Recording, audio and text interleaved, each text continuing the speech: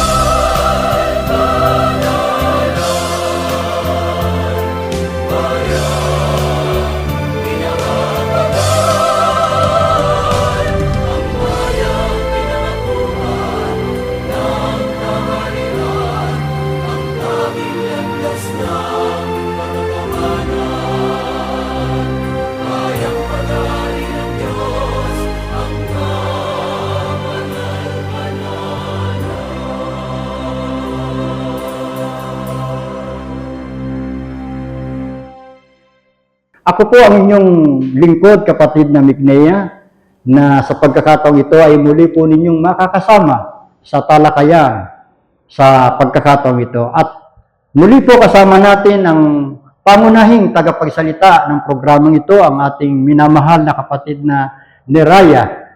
Kapayapaan po ang sumainyo, kapatid na Neraya. Kapayapaan din mong sumainyo, kapatid na Mignea, at kapayapaan po sa lahat ng aming mga minamahal na taga-subaybay ng programang ito na ang Kabanal-Banalan. Muli po isang mahalagang paksa ang inihanda po ng Panginoong Diyos sa pamamagitan po ng programang ito na ang Kabanal-Banalan. Isang aralin na muli nating mapapakinggan na nauugnay sa mahalagang katangian na dapat ay matutunan ng isang tao, lalo na sa panahon ito na nasa kaguluhan ang buong mundo. Ang pamagat po ng ating aralin ay may ganito pong mga salita. Maigi ang magpatawad kaysa maghiganti. Bago po natin lubusang talakayin, kapatid na Neraya, kung ano ang mga nakapaloob sa paksang ito, mas mabuti po na agad ay itanong natin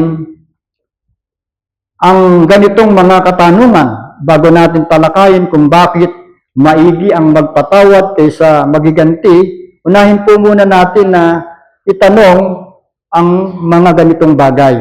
Ano po ang karaniwang reaksyon ng tao, kapatid na Neraya, kung may kapwa-tao na nakagawa ng masama o kasalanan sa kanya? Ang sagot po ay mababasa natin sa isang mahalagang pangyayari sa pamilya o sa buhay ng magkapatid na si Jacob at si Esau. Basahin po natin sa Genesis, ang kapitulo ay 27, ang bersikulo po ay 41 hanggang 42. Sasalin po ng Biblia na Sambayanang Pilipino version. Pakibasa po, kapatid na Mignea.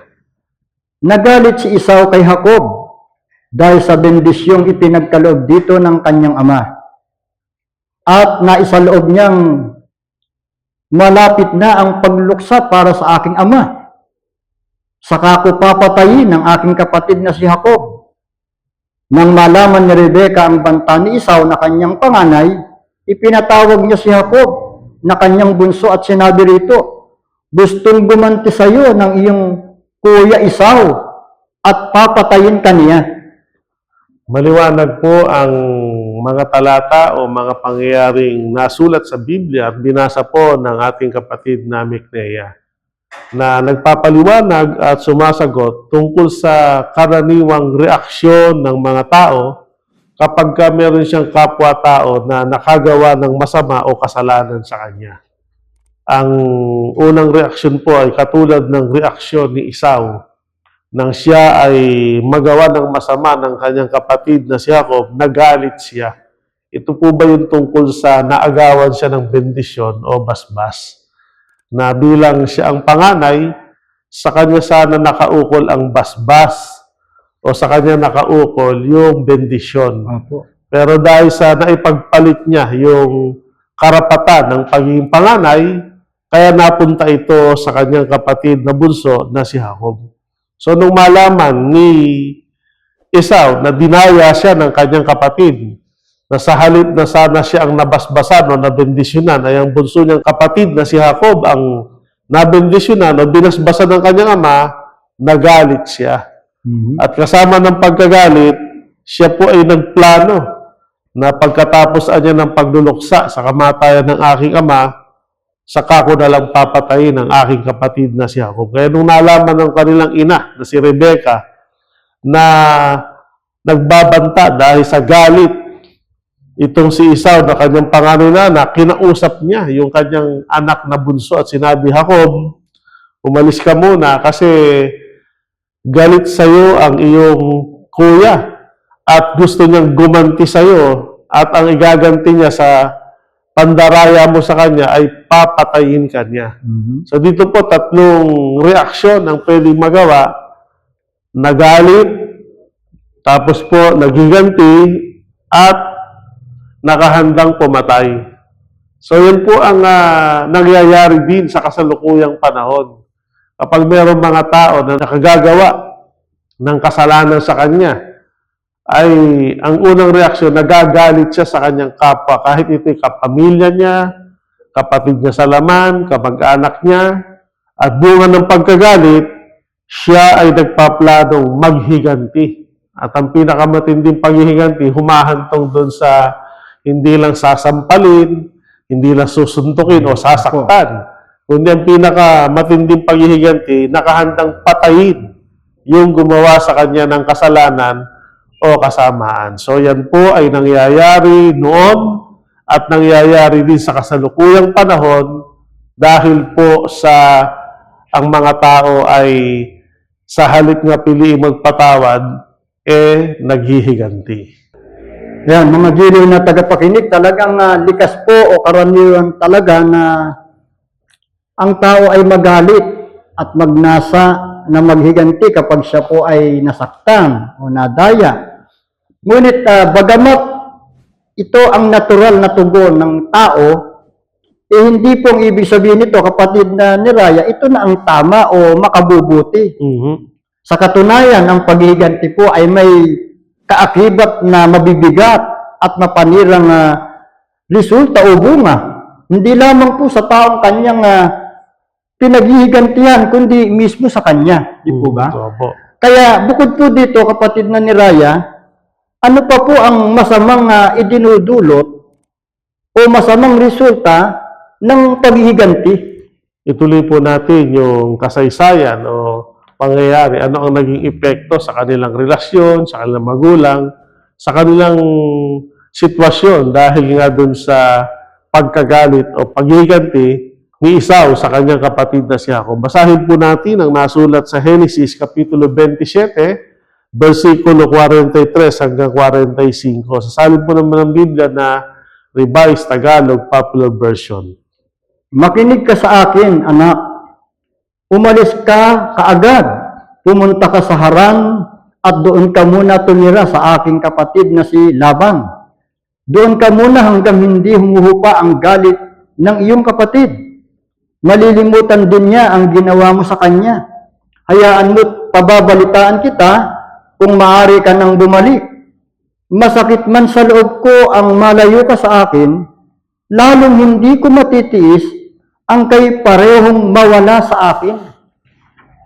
Maliwanag po ang ating narinig sa pagpapatuloy ng mga pangyayari sa panahon po ng pamilya o sambahayan ni Rebecca. Gaya ng ating narinig, nagpayo si Rebecca bilang ina na umalis kaagad. Kasi nga, kung hindi magiging maagap si Jacob sa paglayo sa kanilang pamilya, hindi mapipigilan ni Isaw ang kanyang pagkagalit at maitutuloy yung plano na siya'y patayin. Opo.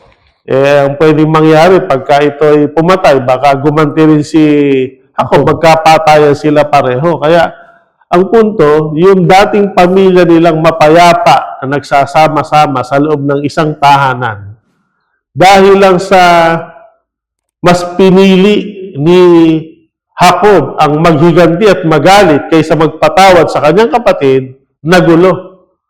Kaya nagkakaroon po ng broken relationship, yung pagpapasyang sa halip na magpatawad, maghiganti. Opo. Dahil pag hindi na kontrol ang pagkagalit, hindi na kontrol ang paghiganti, pwedeng pumatay o pwedeng siya po ay mapatay. Kaya sumunod naman si Jacob sa payo ng kanyang ina, lumisan siya. Iniwan niya yung kanilang sariling tahanan at nakitira siya sa kanyang tiyuhin na ang pangalan ay si Laban. At pagkadalangan niya humupa na ang galit na yung kapatid, pababalitaan kita, pwede ka nang bumalik. Kaysa naman sa hindi ka aalis, makikipagmatigasan ka dito, pag hindi na kontrol ng kapatid mo yung pagkagalit, pwede ka niyang patayin o pwedeng pag lumabang ka, patayin mo siya, magkapatayan kayo ko. Masakit na nga niya sa loob ko bilang magulang yung dati tayo nagsasama-sama sa loob ng isang tahanan na masaya, mapayapa, dahil lang sa pandaraya na nagawa mo, na naagawan ng basbas, magkakagalit kayo magkapatid. Masakit po sa magulang yon, yung kapatid, yung pareho niyang anak, nag-aaway, nagkakagalit. At kung lumala, magkapatayan pa. Kaya ang solusyong pinayo, maghiwalay muna kayo. So yan po ang nagiging masamang epekto ng pagkagalit o paghihiganti pag may nakagagawa sa atin ng kasalanan o kasamaan, hindi tayo nagpapatawad. Bukod sa binibilanggo tayo ng kaloobang nagagalit tayo, bukod dyan ay nagpupuyos ang ating damdamin para magbalak na gumawa ng masama at labagin natin yung kautusan sa Biblia na huwag kang papatay, nakapapatay nga ang tao dahil sa kawalan ng pagpapatawad at yung dating mapayapang pagsasama-sama sa loob ng isang tahanan ay nagiging magulo, nagiging malungkot, nagkakaroon ng pagkasira ng magandang relasyon. So yan po ang epekto ng hindi pagpapatawad o ang mas pinipili yung magalit at maghiganti. So yan po mga mahal naming tagapakinig. Malinaw nating nakikita na ang paghihiganti po ay hindi lamang nagmumula sa galit, kundi ito po ay nagbubunga ng mas malalim at mas masakit na problema.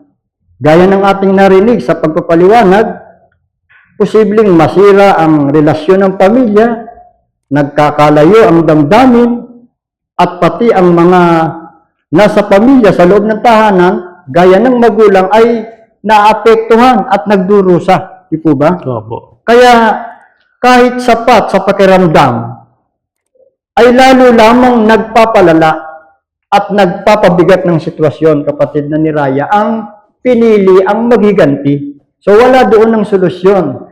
So sa halip na magalit, kapatid na ni Raya, at maghiganti, ano po ang aral na mula sa Biblia na nararapat po nating gawin at nararapat nating maunawaan?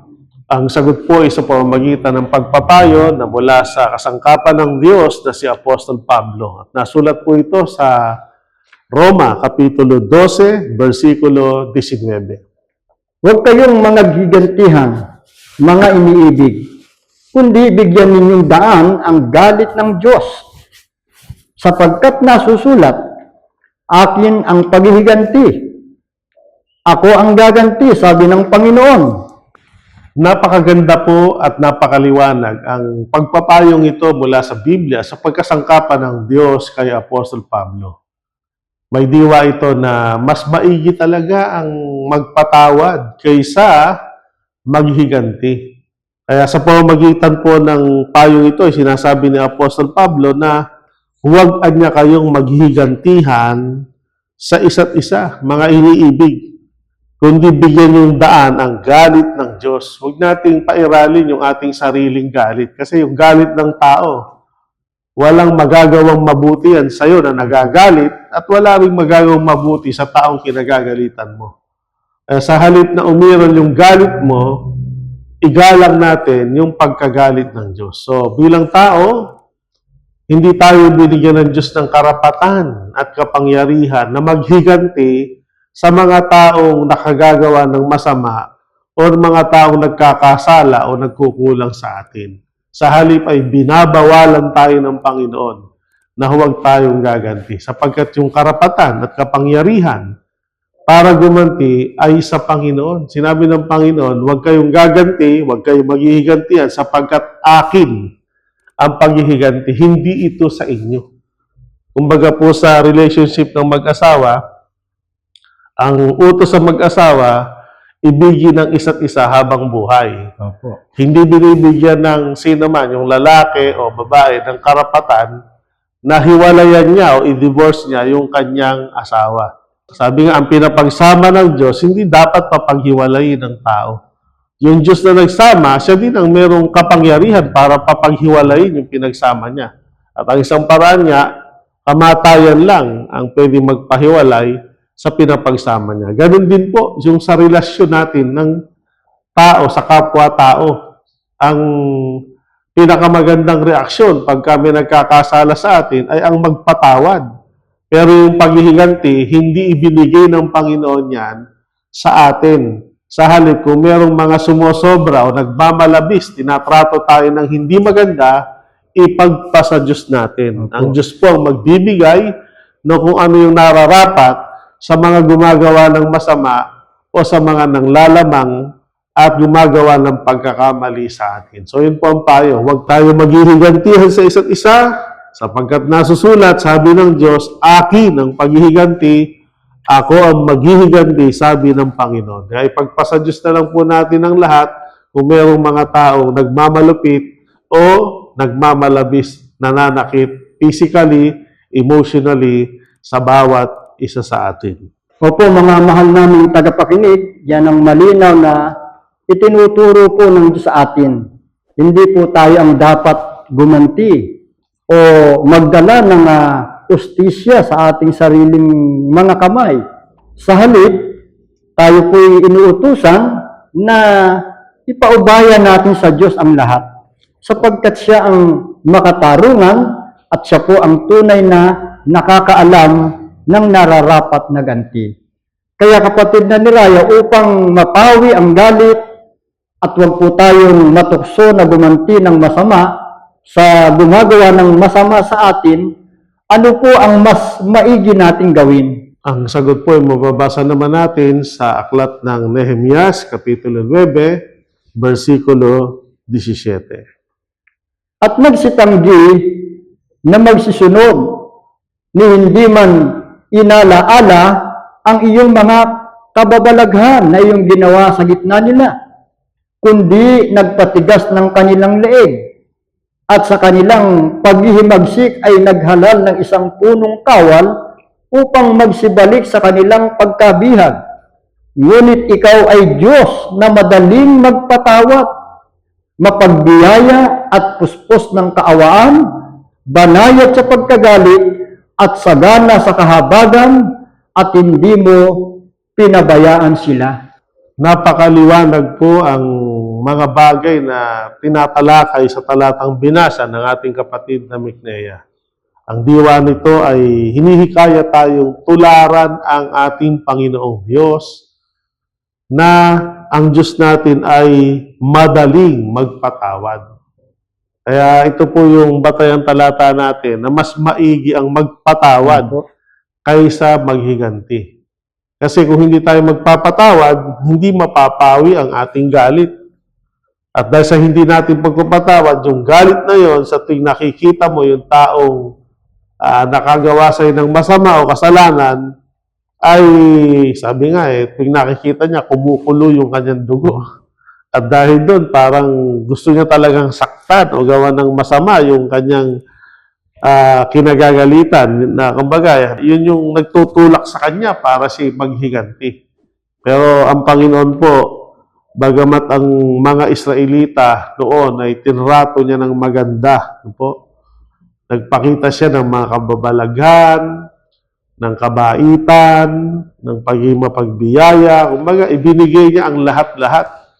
Pero sa kabila nun, ano ang iginanti ng mga Israelita sa kanya? Gaya ng nalalaman natin, ang Diyos ay naging mabait sa kanila at mapagbiyaya. Pero sa halip na tumanaw sila ng utang na loob, sila'y magpasalamat at maglingkod, sabi ng Biblia, tumanggi pa silang magsisunod. Kumbaga, parang mga anak na walang utang na loob na pagkatapos mong alagaan, arugain, ibigay ang lahat, suportahan sa lahat ng kailangan, ni hindi marunong magpasalamat. At kapag inuutosan mo, ayaw pang sumunod o masama pa ang loob. Pero palibhasa, ang Diyos mapagpatawad, pwede mo na sanang paluin, pwede mo na sanang parusahan, at sumbatan yung mga taong yon, pero mas pinili ng Diyos nung panahong yon kaysa maghiganti, bigyan sila ng pagkakataon magsisi, magbago, at sa dulo nun, bigyan pa rin sila ng pagkakataon na makaranas ng pagpapatawad. Kasi kung hindi nagpatawad ang Panginoon, wala na. Opo. Nalipol na sana ang lahi ng Israel. Pero kaya hanggang ngayon, may mga Israelita pa rin sa kabila ng kanilang maraming kasalanan, pagkukulang, na hindi sila pinaghigantihan ng Panginoon. Lalo na po nung nagkatawang tao siya, di po ba? Baga, nagkaisa ang mga Hudyo, ang mga Israelita, kasama ng mga kawal Romano, na sa kabila ng maraming mabubuting gawa na ginawa niya sa mga Israelita, pinagaling yung mga may sakit, yung mga may naghihirap, iniahon niya sa hirap, yung mga ligaw na kaluluwa, tinuruan niya para malagay sa matid na landas. Pero sa kabila nun, ano iginanti? Na pagkaisahan pa siyang ipako sa krus. Pero ano ang unang laman ng kanyang panalangin? Para turuan tayo na magpatawad. Sabi niya, Ama, patawarin mo sila. Hindi nila nalalaman ang kanilang ginagawa. Talagang napaka mapagpatawad ng Panginoon. At sinabi niya yun, samantalang nakatusok yung koronang tinik. Opo. Habang umaagos pa yung sariwang dugo sa kanyang mukha. Masakit pa yung bugbog sa kanyang katawan, saka yung hampas ng mga latigo sa kanya, at yung sibat na itinusok sa kanyang tagiliran. Yung iba kasi magpapatawad din daw, kaya lang hindi ngayon. Kumbaga, magpapalamig-lamig muna. Saka na lang daw. Pero ang Panginoon, habang masakit pa, habang mahapdi pa yung sakit, yung hirap, ibinigay niya na yung pagpapatawad. Kaya sabi sa talata, ikaw ay Diyos na madaling magpatawad. So, ang dapat nating makita ron, kung ang Diyos ay mas pinili niyang magpatawad kaysa maghiganti, ganun din ang tularan natin. At para magawa nga po natin yon, panaigin natin yung pag-ibig o pagmamahal kaysa yung puot o yung galit. So, yan po yung paraan para mapawi ang galit at wag tayong matukso na gumanti ng masama, na gumawa ng masama sa mga nakagagawa ng masama sa atin, at matuto tayong sa halip na magpatawad, maghiganti, gayahin na lang po natin ang Panginoon. Mas piliin nating magpatawad kaysa maghiganti. Opo, kapatid na Miraya, mga mahal naming mga tagapakinig, kung susundin po natin ang halimbawa ng Diyos na talagang madaling magpatawad, mapapansin at makikita natin na nagiging magaan ang ating puso, di po ba? At hindi madaling matukso na gumanti sa gumagawa ng masama sa atin. Opo, ang pagpapatawad ay nag-aalis ng galit at nagbibigay naman ng kapayapaan na hindi kayang ibigay ng paghihiganti. Di po ba? Kaya kung pinili po nating magpatawad kaysa maghiganti, gaano po ito kabuti? At ano po ang biyayang idudulot dito sa atin at sa mga taong pinatawad po natin, kapatid na ni Raya? Ang paliwanag po ay batay sa salita ng ating Panginoong Kristo Jesus nung siya magkatawang tao, at ito po ay nasulat sa aklat ng Marcos, Kapitulo 11, versikulo 25 hanggang 26. At kailanman kayo na nakatayong nagsisipanalangin, mga patawad kayo kung mayroon kayong anumang laban sa kanginuman, upang ang inyong Ama naman na nasa langit ay patawarin kayo ng inyong mga kasalanan. Datapwat kung hindi kayo magpapatawad, hindi rin kayo patatawarin sa inyong mga kasalanan ng inyong Ama na nasa mga langit. Napakaliwanag po ang mensahe ng Panginoong Kristo Jesus tungkol sa relasyon natin sa ating Amang Diyos. Lahat tayo ay nagkakasala din naman, lahat tayo nagkukulang, lahat tayo nagkakamali. At sa ating mga pagkakasala o pagkukulang, pag nare-realize natin yan, tayo ay nagsisisi at dumadalangin sa Panginoon at humihiling tayo na tayo sa halip na parusahan o paghigantihan ng Panginoon, ibigay nawa sa atin ang kanyang awa, ibigay nawa sa atin ang kanyang pagpapatawad. Pero sabi ng Panginoon, para kayo patawarin ng ating Ama na nasa langit, magpatawad din kayo. At kung kayo magpapatawad, tiniyak ng Panginoong Kristo Jesus, patatawarin din kayo.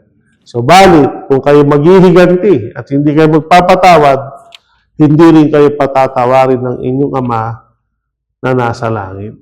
So, dito po ay pinapakita na ang pagtulad sa ating Panginoong Diyos na ang pinakamagandang reaksyon sa mga nagkakasala sa atin ay ang ating silang patawarin kung merong unang makikinabang nun, tayo mismo. Pag nating isiping, hindi ho kaya, parang kaawa-awa naman tayo nun, o kaya masyado naman nating namamaliit yung ating sarili. Hindi po, hindi isang malaking kaabahan, kundi mapapalad ang mga taong marunong magpatawad. Sapagkat sabi ng Panginoon, pagka marunong ka magpatawad, ikaw rin ay patatawarin.